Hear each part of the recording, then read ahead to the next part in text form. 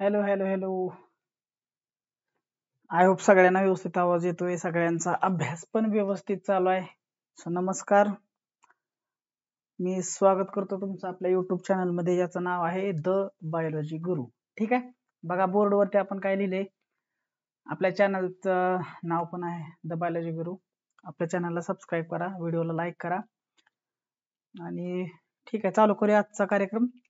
बघा, आपल्या चॅप्टरचं नाव आपलं linear equation in two variable. आपल्याला म्हणजेच दोन चलातील रेषीय समीकरण. आतापर्यंत आपण या चॅप्टर मध्ये पहिल्यांदा बघितलं आपण कॅन्सलेशन मेथड, ज्याच्यामध्ये आपण सहगुणक जो आहे तो समान करून, म्हणजे कोएफिशियंट ऑफ एक्स किंवा कोएफिशियंट ऑफ वाय असेल तो आपण काय केला, पहिल्यांदा समान केला आणि ते कॅन्सल केलं. नंतर आपण बघितलं graphical method by which we solved the equations. Simultaneous linear equation सोडवण्याची आपण ग्राफिकल मेथड बघितली. फर्स्ट ऑफ ऑल आपण कॅन्सलेशन मेथड बघितली, ग्राफिकल मेथड नंतर बघितली. नंतर आपण सायमल्टेनियस इक्वेशन्स सॉल्व्ह करण्यासाठी आपण क्रेमरची मेथड बघितली.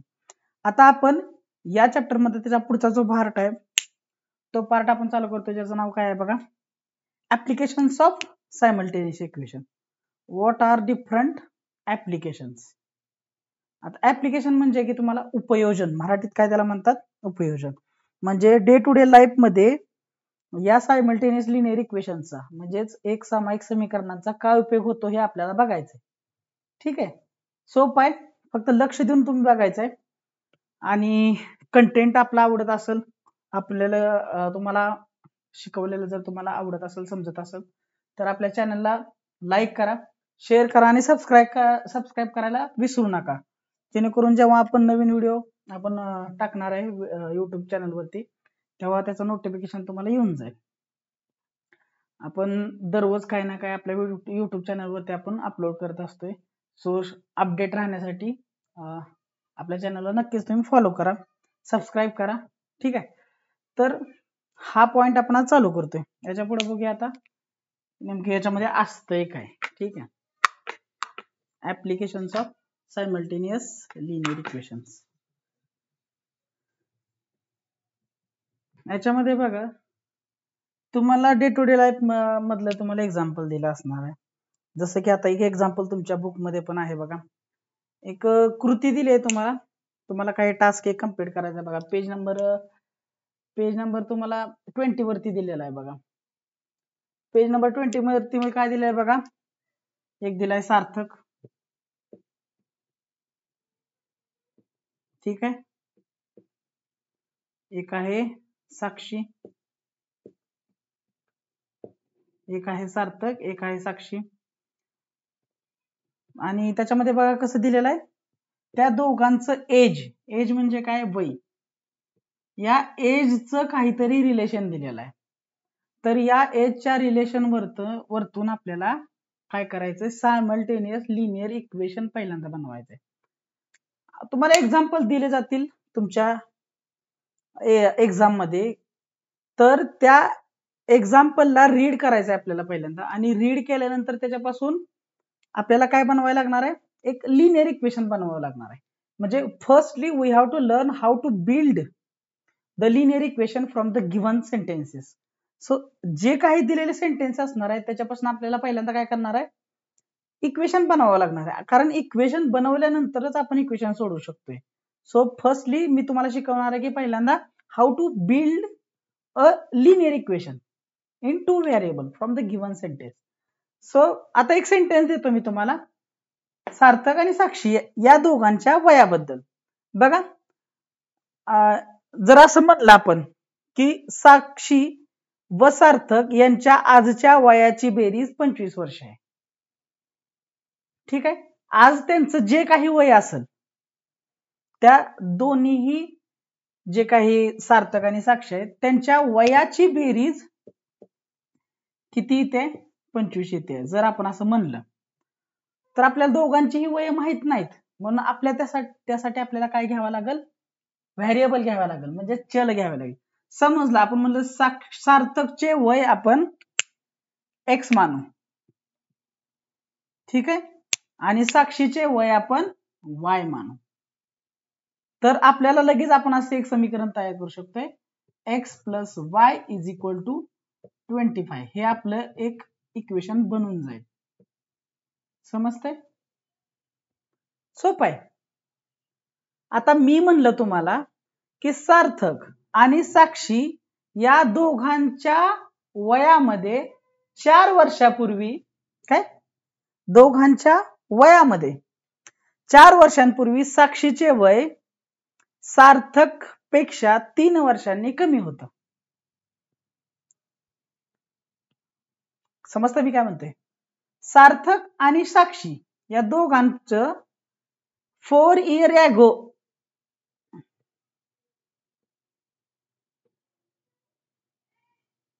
4 इयर्स अगो साक्षीचं वय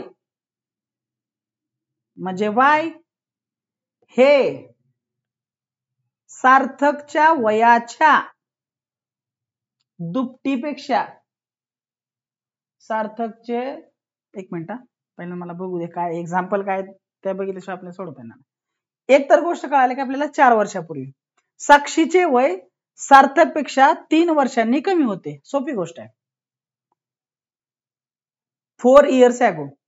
आता समजा तिचं वय जर एक्स असेल सार्थकचं सॉरी आणि साक्षीचं वाय असेल तर 4 इयर्स अगो म्हणल्यानंतर आपण काय करणार एक्स मायनस 4 हे झालं सार्थकचं वय नवीन आणि साक्षीचं काय होणार वाय मायनस 4 हे होणार साक्षीचं वय. समजतंय? सार्थक आणि साक्षीच्या वयामधून 4 आपण वजा केलं. पण तेच म्हणायचे ना साक्षीच्या वयामधून 4 वजा केलं काय आणि सार्थकच्या वयामधून 4 वजा केलं काय म्हणजे हा फॅक्टर जो सेम आहे दोघांसाठी त्यामुळे हा फॅक्टर आपण इथं नाही धरला तरी चालते. म्हणजे त्याचं वय हे पहिली कंडिशन आपण बघितली. आता ही दुसरी कंडिशन मी सांगायला लागलो. दोघांमधून -4 आहे त्यामुळं माझं आता समजा मी आणि माझा एक मित्र आहे. आता वय माझं समजा जर 25 असेल तर 4 वर्षापूर्वी माझं वय किती असणार आहे 21 आणि माझा मित्र आहे ज्याचं वय आता 22 आहे 22 आहे तर 4 वर्षापूर्वी त्याचं किती वय असणार आहे 18 असणार आहे. म्हणजे हा जो 4 इयर्स अगो हा फॅक्टर त्यांनी घातलेला आहे.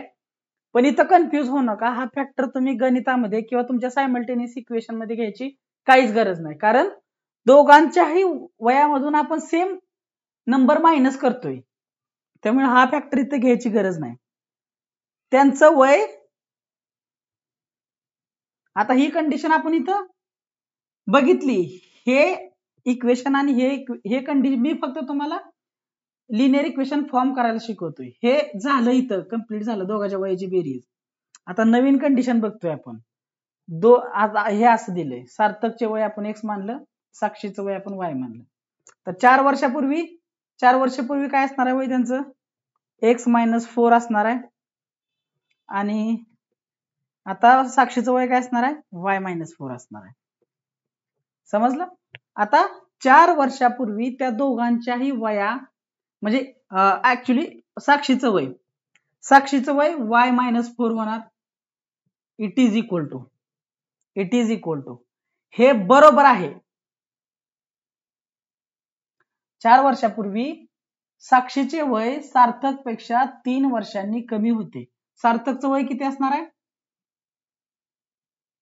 एक्स मायनस 4 बरोबर आहे वजा 3.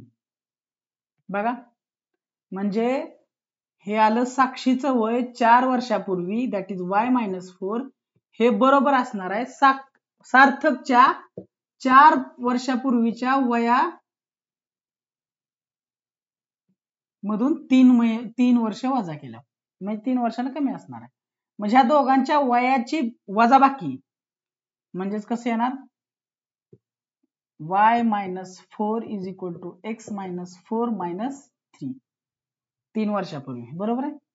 तर हे काय होणार इकडं y इज इक्वल टू काय होणार एक्स मायनस 4 हे प्लस मायनस 4 आहे इकडे जाऊन काय होणार प्लस 4 मायनस 3 बरोबर आहे. प्लस 4 मायनस 4 कट झालं म्हणजे y is equal to x minus 3 हे एक इक्वेशन मिळणार आपल्याला बरोबर आहे का नाही. मागाशी अजून एक आपण पहिली कंडिशन घेतली होती, त्याच्यामध्ये काय म्हणलं होतं, दोघांच्या वयाची बेरीज ही किती आहे, 25 आहे. हे इक्वेशन नंबर आपल्याला 1 मिळालं होतं. हे दोन्ही इक्वेशन एका खाली खाली लिहा. x plus y is equal to 25 आणि y is equal to x minus 3. आता काय करूया, ही y ची व्हॅल्यू आपण माहिती आहे, आपण हे मेथड अशी पण करू शकतो. हे इक्वेशन ते आपण असं पण सोडतो. y ची किंमत आपल्याला माहित आहे, या समीकरणामध्ये घालू, म्हणून काय होणार, x प्लस कंसात y ची किंमत काय आली, y च्या जागी काय टाकणार आपण, x minus 3 it is equal to 25. x plus काय होणार, x minus 3 it is equal to 25. x is equal to काय होणार, सॉरी x प्लस x राहणार इकडं, x plus x is equal to हे 25, हे जाऊन काय होणार वजा 3, हे आलं 22, सॉरी 25 वजा 3 इज इक्वल टू 22, म्हणून x एक 2x, म्हणून x इज इक्वल टू 22/2, म्हणून x इज इक्वल टू काय होणार 11. सार्थकचं वय किती असणार आहे, 11. सार्थकचं वय येणार 11. आता ही x ची किंमत मिळाली, ती आपण या समीकरणात घालू.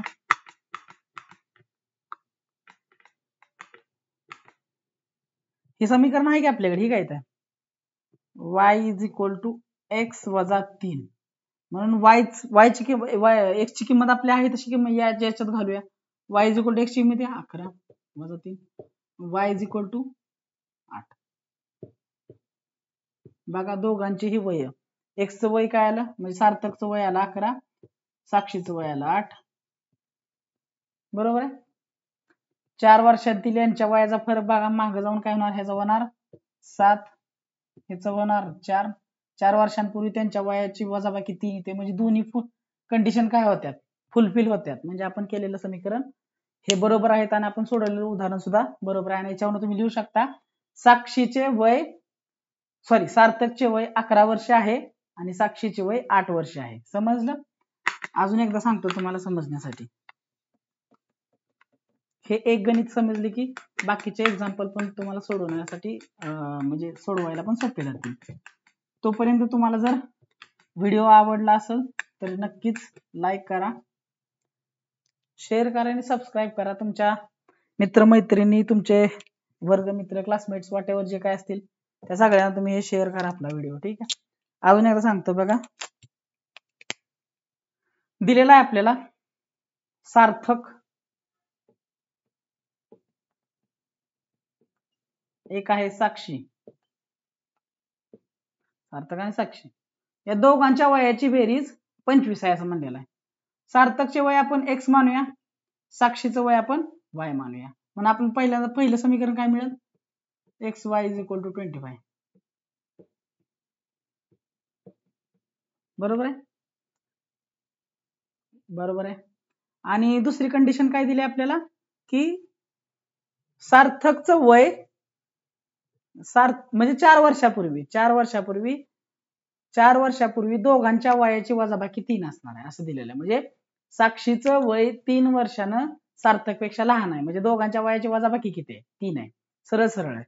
म्हणजे सार्थकचं वय आता x आहे, तर 4 वर्षापूर्वी काय होणार, x मायनस 4, सार्थकचे 4 वर्षापूर्वीचे वय. आणि साक्षीचं 4 वर्षापूर्वी काय होणार, y वजा 4, साक्षी हे 4 दोघांमधून वजाबाकी केलं, आणि ह्या दोघांची वजाबाकी किती असणार आहे, जसे की आपण लिहिणार x वजा 4 वजा y वजा 4 इज इक्वल टू 3. दोघांच्या वयामध्ये 3 चा फरक आहे. बरोबर आहे की 4 वर्षापूर्वी सार्थकचे वय किंवा साक्षीचे वय सार्थकच्या वयापेक्षा 3 वर्षांना कमी आहे. दोघांच्या वयाचा फरक किती आहे, 3 वर्ष. काय होणार, x मायनस 4 मायनस y हे minus minus plus is equal to 3. म्हणून काय होणार, मायनस 4 आधी 4 cut, x minus y it is equal to 3. हे झालं समीकरण नंबर 2. दोन्ही समीकरण एका खाली एक लिहा. x plus y is equal to 25, x minus y is equal to 3. वजा वजा ह्याचा आहे, वजाच करून टाका. वजा अधिक वजा वजा वजा अधिक आणि वजा अधिक वजा किती येणार? 2x अधिक y वजा y cut 25 22. x is equal to 22/2 11. x ची किंमत गेली 11. सार्थक चे वय आहे किती? 11. आता साक्षीचं कसं काढायचं? x plus y is equal to 25 आपल्याला माहित आहे पहिल्या समीकरणानुसार. ही किंमत इथं मांडा. 25 तर y काय होणार? y will be -11. किती होणार? एक मिनिट रॉंग झालं तरी म्हणलं काहीतरी रॉंग झालेलं आहे. x plus y minus Y बघा इथं अधिक x मायनस x हे कट झाले. हे 2y ला 2y तसंच राहिले. वजा अधिक 2y y it is equal to किती येणार?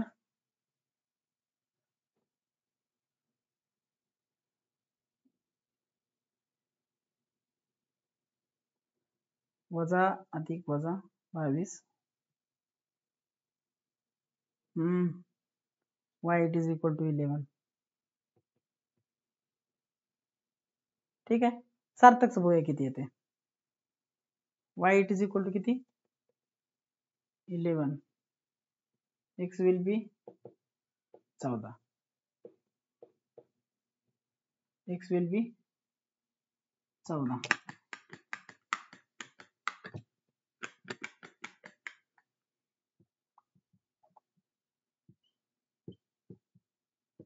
बघा दोघांमध्ये तेच गुणोत्तर सेम राहणार आहे. ठीक आहे.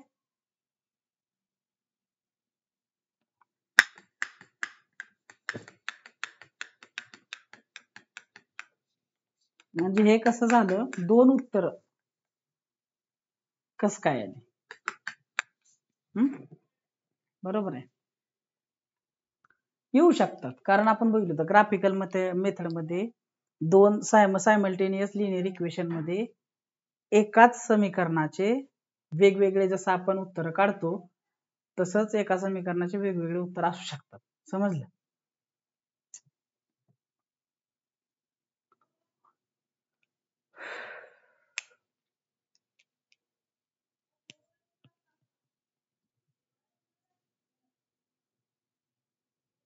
पुढचं बघूया आता. बघा त्यांनी काय दिलेलं आहे आपल्याला. एका आयताची परिमिती 40 सेंटीमीटर आहे. एक आयत पहिल्यांदा काढा. आयत म्हणजे असा. एका आयताची परिमिती किती आहे? परिमिती 40 सेंटीमीटर. म्हणजे आयताच्या कशा असतात? बाजू समोर सेम असतात. X Y Y. लांबी काय मानूया? लांबी y मानूया. आपल्या मान्यावर आहे. ठीक आहे. आपण असं करूया. लांबी x मानू, रुंदी y मानू. लांबी इज इक्वल टू x, रुंदी इज इक्वल टू y. परिमिती किती दिली? 40. कसं काढणार आपण? परिमिती म्हणजे सगळ्या बाजूंची बेरीज. All the sides you have to add then you will get the परिमिती. म्हणजेच काय आहे की त्याची जी काय परिमिती कशी काढणार? x plus y plus x plus y it is equal to 40 होणार. x सेंटीमीटर y सेंटीमीटर मानू. म्हणजे काय होणार? 2x अधिक 2y बरोबर 40. म्हणून 2 कंसाच्या बाहेर कंसात x अधिक y बरोबर 40. समजते?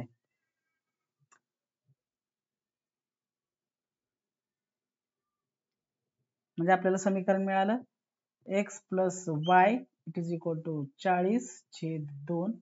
म्हणून समीकरण काय मिळाले? x plus y it is equal to 20. एक लक्षात. मला मागाच्या ह्याच्यामध्ये थोडासा डाऊट आहे. 8 आणि 11 19 होते पण म्हणजे कुठंतरी आपण जे सेकंड टाइम एक्झाम्पल सोडवलं ते बरोबर आहे.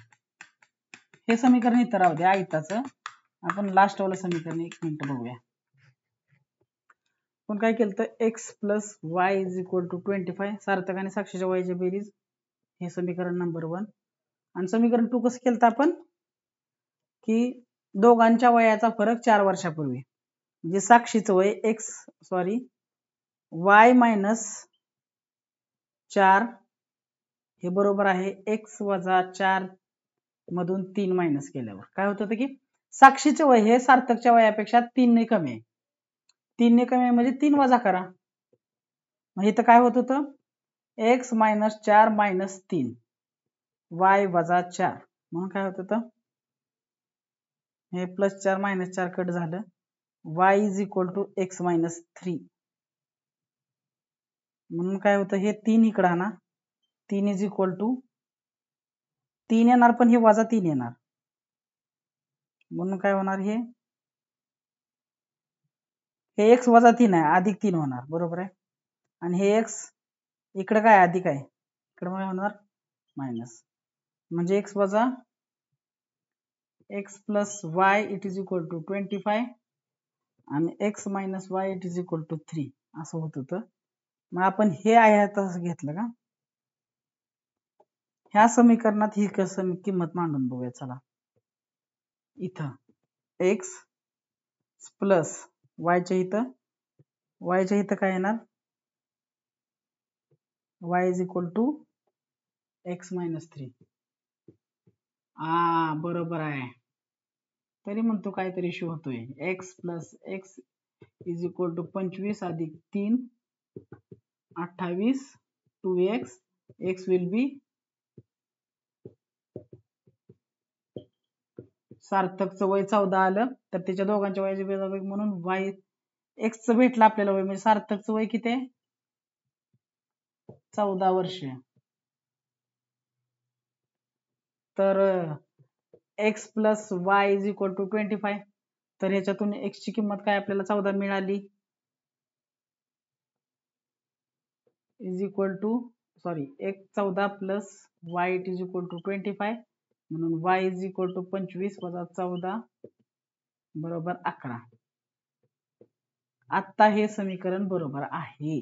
समीकरण 1 आणि 2 ह्या किमती लक्षात ठेवा तेवढं 4 आणि हे 3 बरोबर आहे. हे जरा इथं राहू द्या. आता हे समीकरण बरोबर आहे. मागाशी जरासं आपली मिस्टेक झाली होती. मला तरी डोक्यात वाटतं की दोघांच्या वयाची बेरीज कुठेतरी मिस्टेक झाल्या सो त्याबद्दल दिलगिरी व्यक्त करतोय. तुम्ही हे तुमचं जे काय समीकरण असेल ते अपडेट करा प्लीज. समजते. आता आपण आपल्या इक्वेशन कडे येऊया. तर एका समीकरणाची उकल ही एकच असेल बरोबर आहे. आता हे एक समीकरण दिलं मी समजा x plus y it is equal to 3 तर इथं सोडवताना बघा 14 अधिक 11 इज इक्वल टू 25 आहे तरी पण 25च होतंय म्हणजे x बरोबर 14 हे. आता इथं मी 13 अधिक 12 केलं तरी पण 25 होतंय म्हणजे एका समीकरणाच्या अनेक उकल असू शकतात.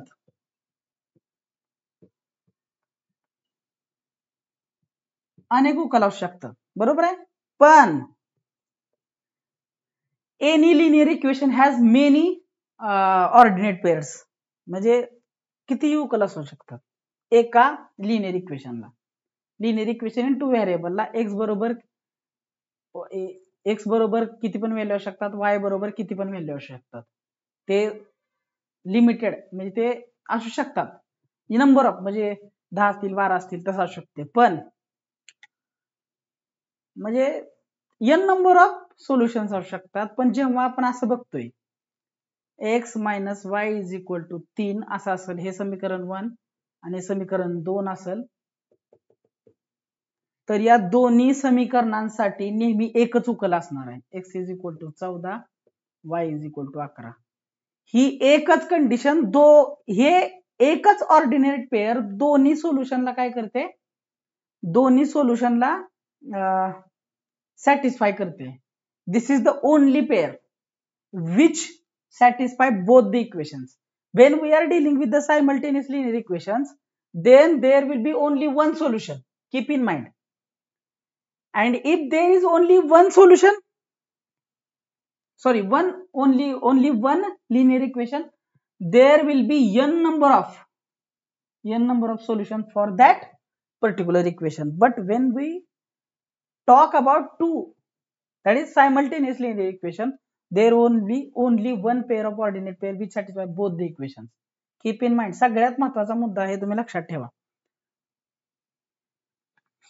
ठीक आहे, पुढे जाऊया. आपल्याला एक समीकरण मिळालं होतं आयताच्या इथं. एक आयत काढला होता आपण, असा आयत काढला. हे y म्हणलं, हे y, हे x, हे x, 2x अधिक 2y करून हे x प्लस 20 आपल्याला एक समीकरण मिळालेलं आहे. ही झाली कंडिशन नंबर 1 म्हणून बनवलेले इक्वेशन. आता कंडिशन नंबर 2 काय आहे बघा. आयताची लांबी ही रुंदीच्या दुपटीपेक्षा, आयताची लांबी ही, आता आयताची लांबी काय आहे सांगा, आपण x मानले. आयताची लांबी ही रुंदीच्या दुपटीपेक्षा, रुंदी y तिची दुप्पट केली, डबल केलं, रुंदीच्या दुपटीपेक्षा 2 सेंटीमीटर जास्त आहे. हे असं इक्वेशन होणार. बरोबर आहे का नाही. आयताची लांबी ही, आयताची लांबी x सेंटीमीटर आहे, रुंदी ही y सेंटीमीटर आहे. रुंदी म्हणजे y, आयताची समीकरण काय बघा, आयताची लांबी ही रुंदीची दुप्पट करायची, रुंदीची दुप्पट म्हणजे 2y, एखादी x आहे तर 2x म्हणजे डबल 2y, त्याच्यापेक्षा 2 नी जास्त आहे.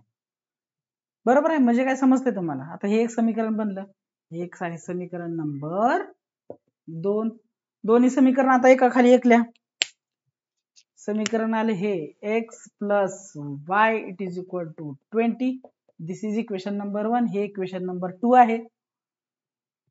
आपल्याला हे सोडवण्यासाठी आपण कसं सोडू शकतो बघा, कुठलीही मेथड वापरा, पण जर सांगितलं नसेल की ग्राफिकल मेथड वापरा, म्हणजे सांगितलं असेल की ग्राफिकल मेथड वापरा तरच ग्राफिकल मेथड वापरा, नाहीतर तुम्ही कॅन्सलेशन मेथड वरची किंवा खालची क्रेमर्स ह्या दोघांपैकी कुठलीही मेथड वापरू शकताय. पण इथं सरळ सरळ काय करूया आपण, ग्राफिकल नाही, आपण वरची मगाशी कॅन्सलेशन वापरल्या, आता आपण काय करूया इथं ग्राफिकल मेथड वापरूया, सॉरी ग्राफिकल नाही क्रेमर्स मेथड वापरूया. तर तुम्हाला माहित आहे हे समीकरण आपल्याला व्यवस्थित करून घेणं गरजेचं आहे. म्हणजे कसं होणार, हे x हे 2y पलीकडे आहे, वजा 2y, हे अधिक 2 ला 2 पलीकडेच राहिलं, आणि पहिलं समीकरण आपलं आता हे होणार आपलं तिसरं. हे दोन्ही समीकरण एकमेकाखाली लिहून घ्या. आधी काय होणार बघा, आता हे समीकरण आपल्याला इथे लिहून घ्या व्यवस्थित. बघा काय होणार इथं, x वजा 2y बरोबर 2. आता हे जागा इथे मी मोकळी गेली जरा, कारण मला आता गणित सोडवायचं इथं. आयत इथं आपला माहित आहे आपल्याला, आयत राहू द्या साईडला, आता काय प्रॉब्लेम नाही. हे समीकरण नंबर 2. आता परत माहिती आपल्याला हे क्रेमरच्या मेथडनं सोडवायचं आपल्याला. निश्चयकाची पद्धत वापरायची इथं. लगेच 12, 32, 13 इथं नंबर. आता नंबर मी देताना रेड पेन मध्ये येतो बघा. क्रेमरची मेथड सोडवताना अजून एकदा रिवाइज होईल तुमचं. बघा क्रेमरची मेथड सोडवताना इथं 1, y च्या इथं 2, 20 च्या इथं 3, इथं x च्या इथं 1, y च्या इथं 2 आणि या 2 च्या इथं 3. बरोबर आहे. हे का दिले आपण, तर इथून नंबर उचलायचे आहेत आपल्याला, म्हणून आपण डायरेक्ट काय म्हणतो, आपण x मानलेला म्हणून d ची किंमत पहिल्यांदा काढतोय. d इज इक्वल टू, नंतर काढणार आहे आपण dx इज इक्वल टू, नंतर काढणार आहे आपण dy इज इक्वल टू. बरोबर आहे.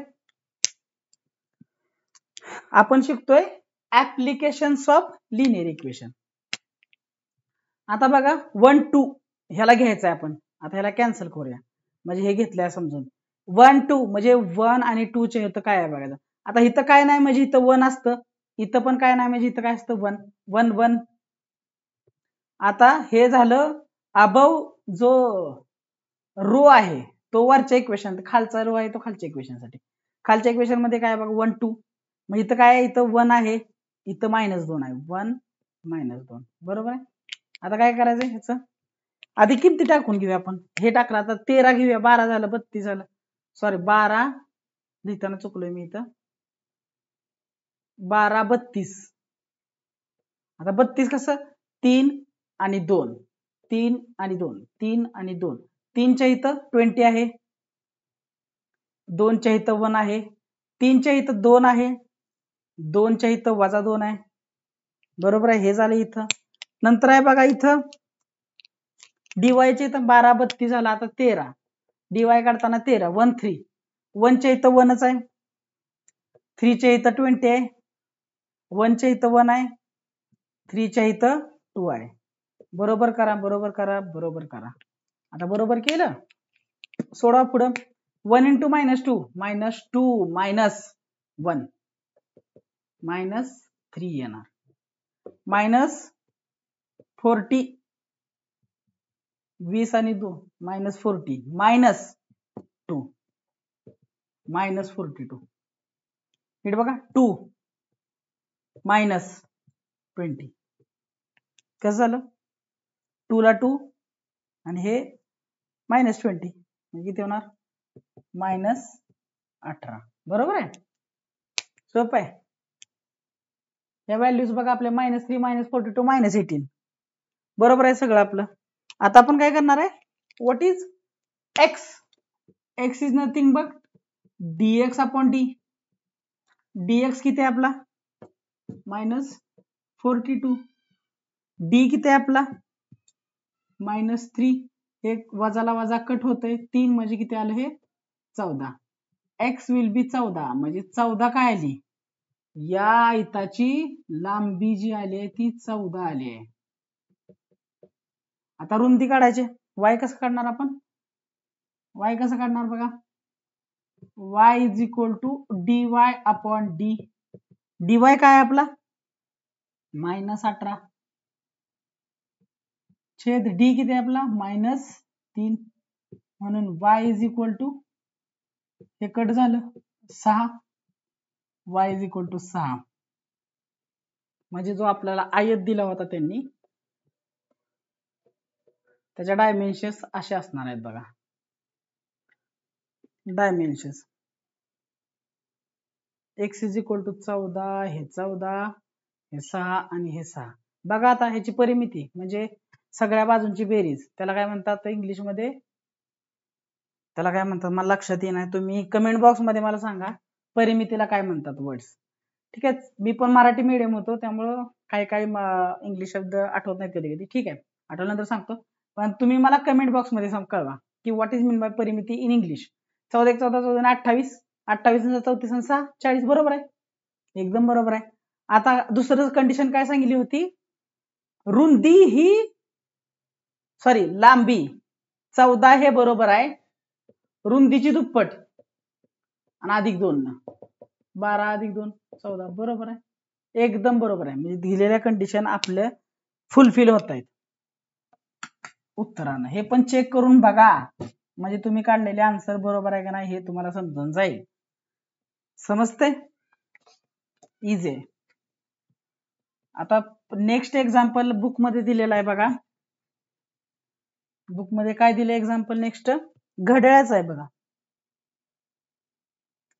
एक ग्राफिकल स्वरूपात असं तुम्हाला उदाहरण येऊ शकतं, ग्राफिकल स्वरूपात बघा त्यांनी जसं एक्झाम्पल दिले तसंच तुम्हाला एक्झाम मध्ये डायरेक्ट येऊ शकतं. काय म्हणलंय, माझ्याकडे काही काटे असलेले आणि काही डिजिटल घड्याळे आहेत, ती मी सवलतीच्या दरात विकणार आहे पहिल्या दिवशी आणि दुसऱ्या दिवशी. बरोबर आहे, काटे असलेले घड्याळ म्हणजे आता काय काय घड्याळामध्ये बघा कसे काटे असतात आणि काय काय घड्याळ कसे असतात आपले एकदम असे डिजिटल असतात ज्याच्यामध्ये असं सारखं ब्लिंक होत असतं बघा, त्याला म्हणतात डिजिटल घड्याळ काटे असलेले. तर 2 दिवस विकल्यात, काही आहेत माझ्याकडे काय की माझ्याकडे काही काटे असलेले घड्याळ आहेत आणि काही डिजिटल असलेले घड्याळ आहेत, पण किती आहेत हे मला माहित नाही. म्हणजे मला माहित असणार आहे पण सोडवते त्याला माहित नसणार आहे, समजते. तर आपल्याला काय म्हणलंय बघा, पहिल्या दिवशीचा सेल त्यांनी दिलेला आहे, काटे असलेली घड्याळ असं मी इथं काय करतो, असं करतो. ही किती विकलीत, 11 विकलीत. आता डिजिटल म्हणजे काय करतो आपण, असं चौकोनी करूया आणि त्याच्यामध्ये 9.02 लिहूया. डिजिटल असलेली कशी असणार आहे तर 6 विकली. दुसऱ्या दिवशी काटे असलेली किती विकली, सेल हा डबल झाला, किती झाला, सेल डबल झाला, किती झाला, 22 झाला. आणि नंतर किती झाला, त्याचं झाला 5 घड्याळ विकली. मला म्हणजे माझ्याकडे मी पहिल्या दिवशी 11 घड्याळ विकली, काट असलेली, काट नसलेली, म्हणजे डिजिटल जे काही क्लॉक असणार आहेत ते मी 6 सेल केले. दुसऱ्या दिवशी 22 काटे असलेले आणि डिजिटल वाले 5 सेल केले. तर हे सेल करून माझ्याकडे किंमत किती जमा झाली, माझ्याकडे पैसे जमा झाले 4330 RS जमा झाले. आणि हे झाले माझ्याकडे 7330, 7330 काय झाले, पैसे जमा झाले. 11 घड्याळे विकली आणि हे मी 6 घड्याळे विकली, बरोबर आहे. हे इकडे विकली मी 11 घड्याळ, 22 घड्याळे विकली, इकडे विकली ती मी सवलतीच्या दराने विकली. पण मला आता बघा टोटल घड्याळे किती येणार, 11 17 17 आणि 5 22 आणि 22 44 घड्याळे येणार. पण घड्याळे येऊ दे किती का, पण मला ह्याचा दर कुठं माहित आहे, मला तो दर काढायला सांगितलं त्यांनी. तर तुम्हाला या समीकरणामध्ये याचा दर काढायचा आहे, याची काय किंमत असेल आणि याची काय किंमत असेल. तर काटे असलेल्या घड्याळाची किंमत आपण x मानू आणि डिजिटल घड्याळाची किंमत आपण y मानू. असं जर मानलं तर बघा काय होईल, काटे असलेल्या घड्याळाची किंमत x मानली आणि डिजिटल घड्याळाची किंमत आपण y मानली, तर अशा वेळेस काय होणार आहे सांगा, बरोबर आहे. करा बेरीज दोघांची, 11x अधिक 6y बरोबर 4330. महत्वाचं काय आहे की तुम्ही पहिल्यांदा समीकरण फॉर्म्युलेशन म्हणजे linear equation formulation, it is very very important step to solve the linear equation in 2 variable by, म्हणजे लिनियर इक्वेशन सोडवताना दिलेल्या शब्दातून आपल्याला सेंटेन्स तयार करणे, सेंटेन्स वरून आपल्याला एक्झाम्पल तयार करणं सगळ्यात महत्वाचं. इथं पण तसंच 22x plus 5y it is equal to 7330 होणार, बरोबर आहे.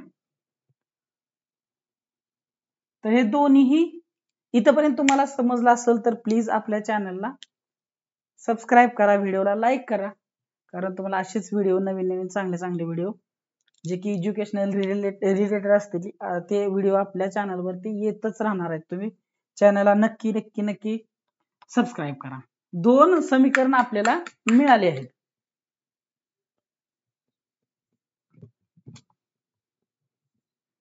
समीकरण नंबर 1 आणि 2 एका खाली एक लिहून घ्या. आता 11x plus 6y it is equal to 4330 आणि हे आहे 22x अधिक 5y बरोबर 7330. आता बघा तुम्ही म्हणणार सर हे आपण क्रेमरच्या मेथडने सोडवलं तर आपल्याला सोपं जाईल, पटकन होईल. नाही होणार, कारण नंबर बघा, नंबर किती मोठा आहे, त्यामुळे असली गणित कधी पण काय करायचं, कॅन्सलेशन मेथड कडे जायचं. ग्राफ तर विसराच, त्यामुळे ठीक आहे, त्यामुळे कॅन्सलेशन मेथड कडे जाऊया. इक्वेशन नंबर 1 आणि इक्वेशन नंबर 2. आता बघा इथं 22 आहे, इथं 11 आहे. ह्या समीकरण नंबर 1 ला जर 2 ला गुणलं तर 22x होणार, 22x ला 22x कट होऊ शकतं, म्हणून समीकरण 1 इज मल्टिप्लाइड बाय 2 काय होणार, 22x अधिक 6 दोन्ही 12y बरोबर 4330 च्या डबल करा, 4330 इंटू 2, 2 0 0 3 दोन्ही 6 3 दोन्ही 6 4 दोन्ही 8, किती येणार 8660. खालचं समीकरण जे आहे ते आहे तसं लिहून घ्या, समीकरण जे आहे ते आहे तसं लिहून घ्या. काय होणार 22x अधिक 5y बरोबर 7330.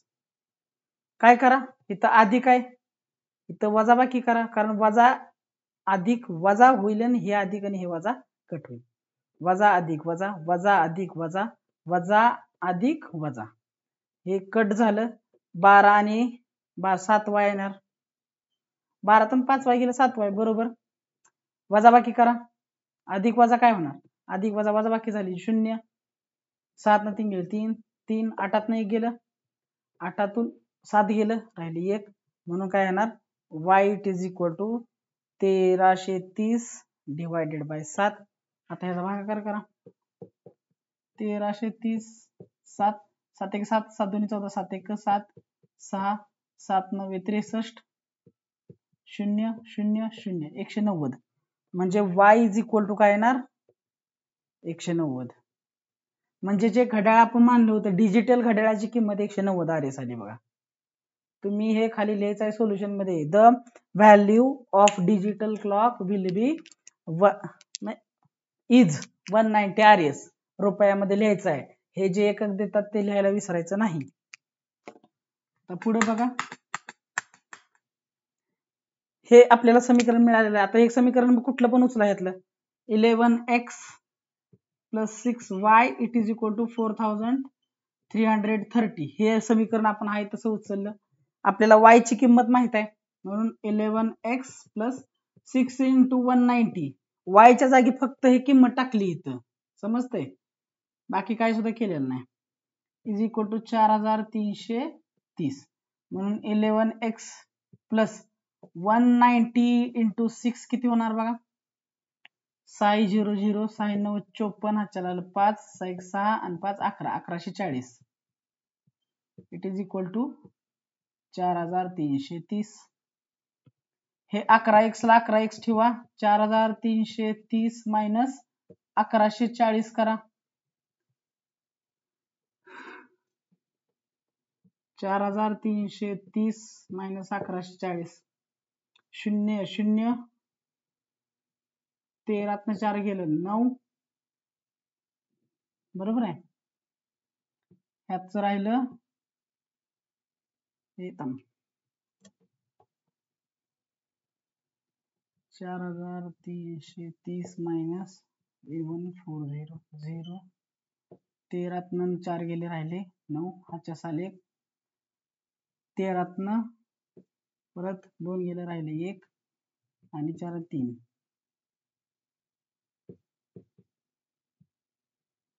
3190 3190 x म्हणून काय येणार, हे 11 इकडे ह्याच्या खाली घालवलं, x विल बी 11चा पाडा, 11 1 11 11 2 22 2 22 22 9 9 11 9 9 290 देणार RS. जे आपलं काटेवाला घड्याळ आहे त्याची किंमत येणार आहे 290 रुपये, आणि हे असणार आहे ते डिजिटल असणार आहे त्याची किंमत आपली किती आली 190 रुपये. आता बघा आणि तुम्ही व्हेरीफाय करून सांगा की बरोबर आहेत का किमती.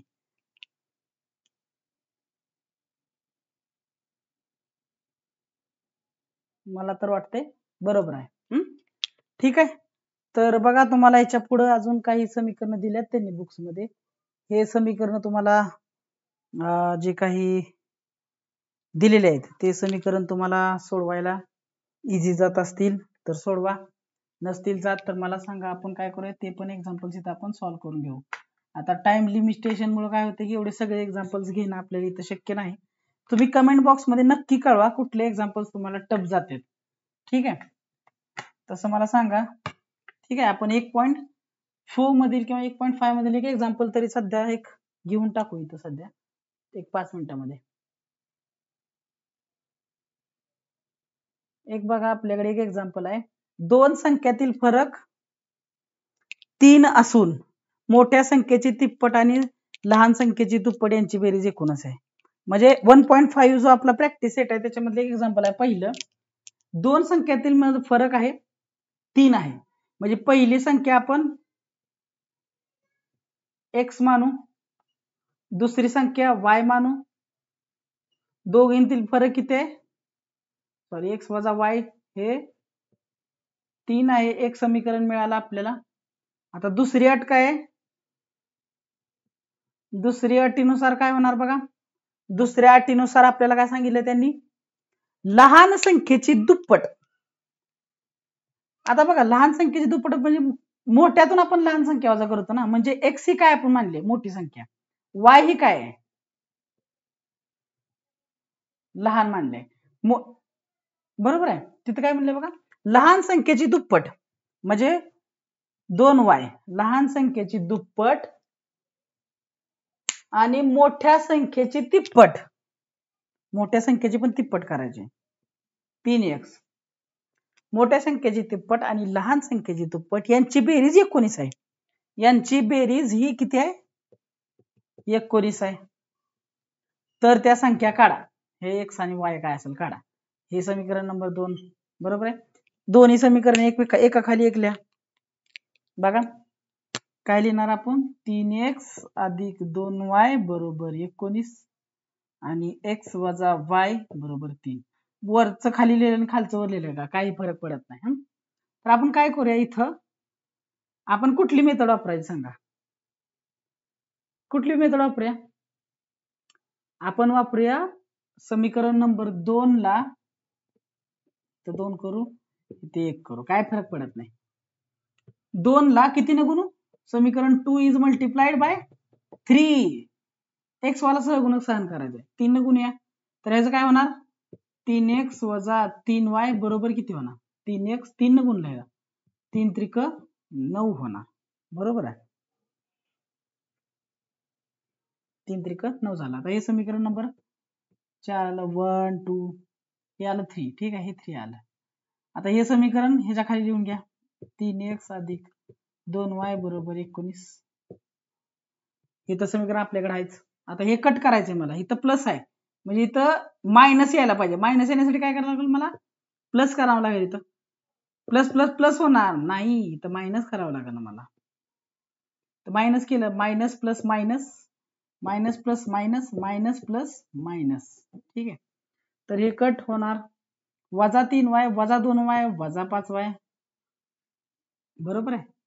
आणि इकडे बघा 19 आणि 19 सॉरी अधिक 9 19 म्हणजे किती होणार, इथं 10 येणार, वजा 10 येणार, वजा वजा कट झालं, y इज इक्वल टू 10 छेद 5 म्हणजे y इज इक्वल टू किती आला 2,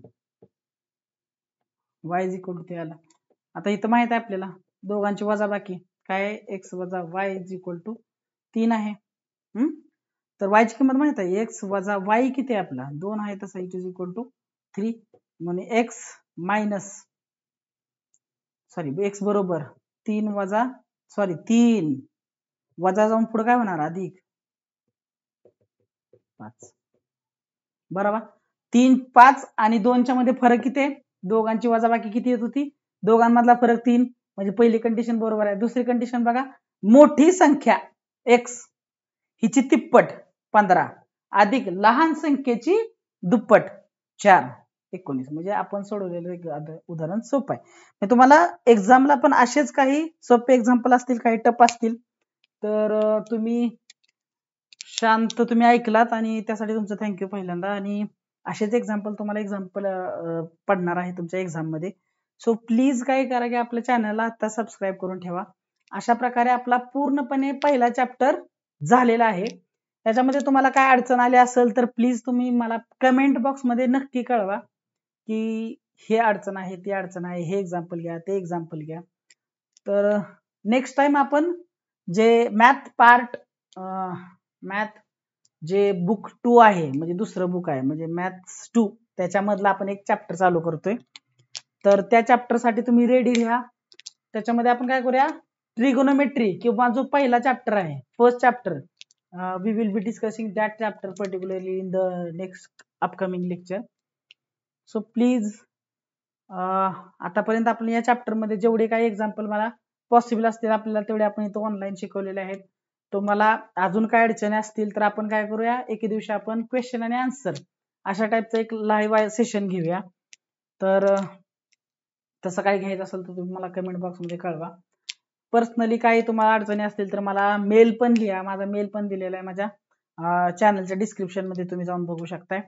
आपला एक इंस्टाग्रामचं पेज पण चालू केलेलं आपण, त्या पेजला फॉलो करा, thebiologyguru.10 म्हणून असं एक आपलं इंस्टाग्रामचं पेज चालू केलेलं ते पण तुम्ही फॉलो करा त्या पेजला. त्या पेजवरती पण आपण चांगले चांगले व्हिडिओ, नवीन अपडेट्स आपण पहिल्यांदा अपडेट करतोय. सो त्या चॅनलला पण काय करा, त्या पेजला पण फॉलो करून ठेवा. कारण जे काही अपडेट्स असतील चॅनलच्या बाबतीत त्या सगळ्या अपडेट्स प्रथमतः युट्यूबवर येण्याच्या आधी तिकडे पोस्ट केले जातात. त्यामुळे इंस्टाग्राम वरती आपलं पेज नक्की काय करा, हे पेज आहे बघा, हे आयडी आहे तिथं लिहितो बघा, द स्मॉल मध्ये बायोलॉजी गुरु स्मॉल मध्येच आहे .10 असं आपलं इन्स्टाचं पेज आहे. त्याला काय करा, नक्की फॉलो करा अपडेट साठी. ठीक आहे, तर इथपर्यंत आपण थांबूया. फर्स्ट चॅप्टर आपला झालेला आहे. आपण नेक्स्ट चॅप्टर साठी मॅथ्स 2 कडे जातोय. असं एक एक चॅप्टर करत आपण पूर्णपणे जो सिलेबस आहे तो कव्हर करणार आहे. त्यामुळे आपल्या चॅनलला नक्की फॉलो करा. Thank you all of you. See you.